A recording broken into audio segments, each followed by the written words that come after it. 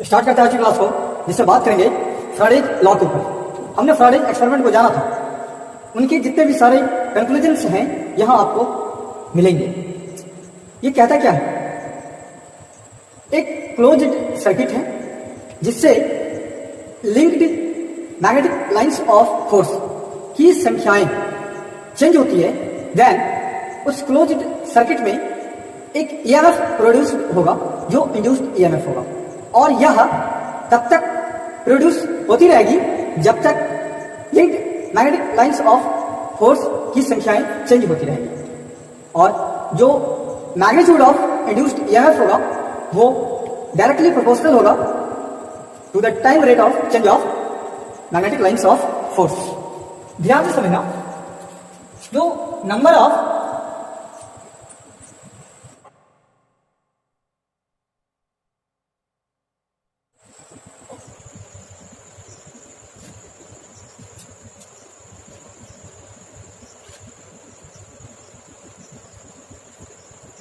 Magnetic lines of force, मान लेते हैं ये कुछ ऐसा फाइबर है and it changes in time interval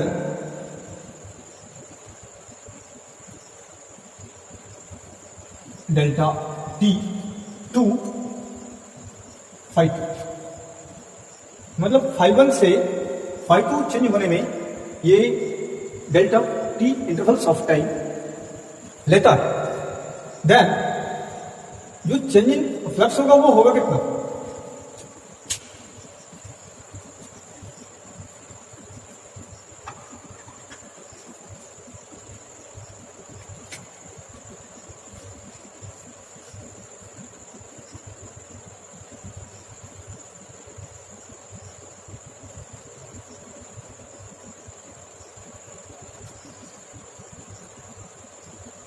ये कुछ ऐसा हो जाएगा, फाइव टू माइनस फाइव, कुछ ऐसा चेंज हो जाएगा।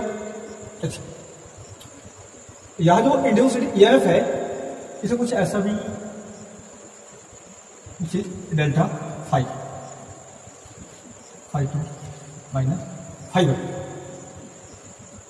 जो इंड्यूस्ड ईएमएफ है वो डायरेक्टली प्रोपोर्शनल होगा time rate of change of magnetic flux के। तो टाइम कुछ डेल्टा टी और ये कुछ डेल्टा फाइव, या फिर five two minus five one upon delta T. यह फाइव टू ग्रेटर देन होता है फाइव वन से,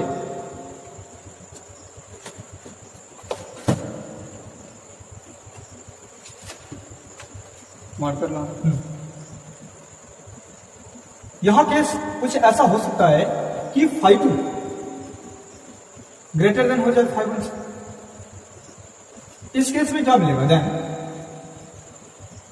five two minus five one, ये आपको पॉजिटिव मिलेगा।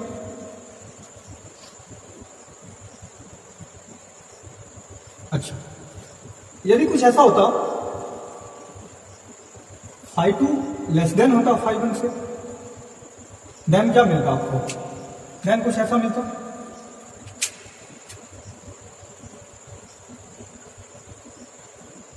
Five two minus five one equals negative. तो कहने का यह मतलब है कि यह टर्म पॉजिटिव एंड नेगेटिव कुछ case one and case second के मुताबिक हो सकता है। अच्छा, यह जो ईएमएफ है जो इंड्यूस्ड है ये क्या होगा? ये डेल्टा फाइव, डेल्टा टी और ये कुछ ऐसा। जो क्लोज्ड सर्किट है उसमें सिमिलर उसी के जैसा एन टर्न्स होंगे तो क्या होगा? देन जो ईएमएफ होगा वो कुछ ऐसा हो जाएगा,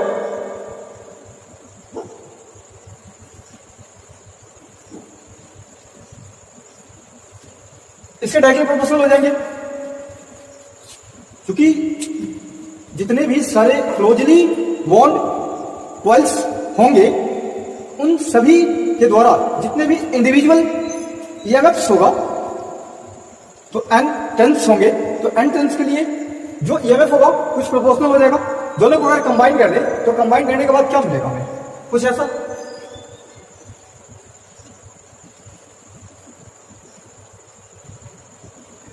यदि हम ऐसा करें कि delta T approach 0, delta T को करीब करीब 0 के बराबर, टोटली 0 के बराबर ना, करीब करीब जैसे 0.0000 कुछ ऐसा। अगर डेल्टा टी को अप्रोच 0 कर देते हैं देन इस केस में क्या होगा, जो चेंजिंग फ्लक्स होगा वो भी बहुत कम होगा, तो कुछ ऐसा।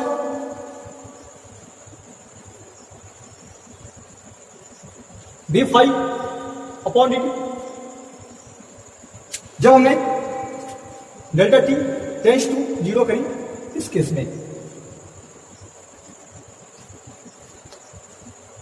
मैं अगर कहूं कि यह जो साइन ऑफ प्रोपोर्शनलिटी है इसे हटाया जाए तो कांस्टेंट, और वह जो कांस्टेंट है वो k n d5/dt, और यह जो k है which is 1 in SI unit,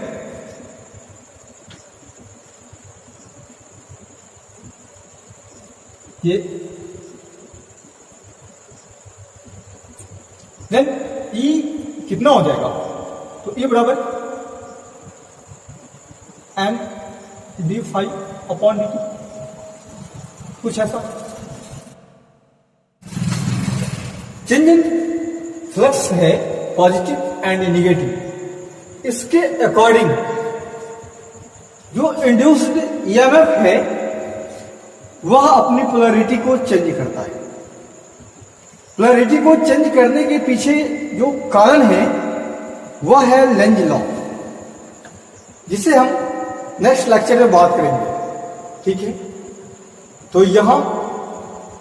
यह जो पोलैरिटी ऑफ इंड्यूस्ड ईएमएफ है वह पॉजिटिव एंड निगेटिव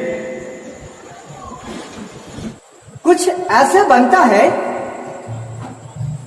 जिससे कि जो इंड्यूस्ड करंट के द्वारा बनाया गया मैग्नेटिक लाइंस ऑफ फोर्स होगा वो जो original magnetic lines of force होगी उसका अपोज करेगा। तो इतनी सारी बात ध्यान रखना, जैसा कि यहाँ पे लेंज लॉ के अकॉर्डिंग निगेटिव साइन को इंट्रोड्यूस करा गया है, जिसे हम नेक्स्ट लेक्चर में बात करेंगे। Thank you so much.